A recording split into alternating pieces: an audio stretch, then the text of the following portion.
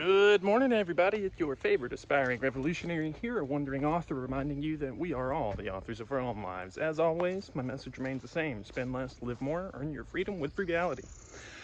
And today I'd like to talk about oligarchy, corporate finance, and we'll start it off by saying I firmly believe that corporations are not people and that money is not speech. But the Supreme Court thinks otherwise. In 2010, they decided in a landmark case called Citizens United versus the FEC, Federal Elections Commission, that prohibiting corporations from donating unlimited campaign contributions to political candidates was tantamount to violating their First Amendment rights. Another way to say that is they recognize that corporations are people and that them spending money is equivalent to free speech. Since then, we've seen an unprecedented rise in campaign contributions.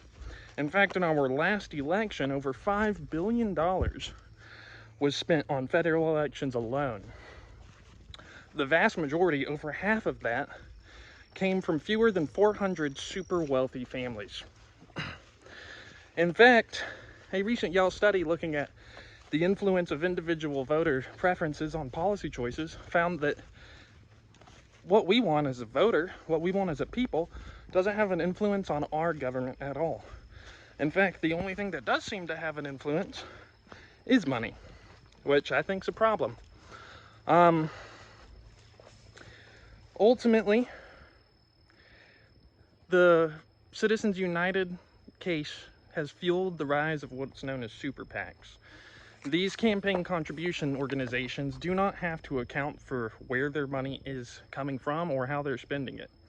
The case overturned centuries-old campaign finance laws, and since then, we've seen an unprecedented rise in wealth inequality. Today, there is more held by fewer hands than at any point in history. We actually have more inequality today than we did even during the Gilded Age. But I think we can all feel that.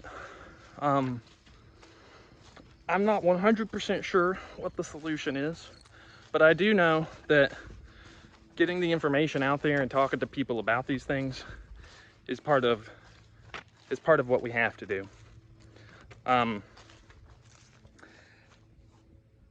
As always, my message remains the same: spend less, live more, earn your freedom with frugality. What are you guys doing to inspire and uplift your community today? Because you're watching me, and this world isn't going to change unless we all do our part.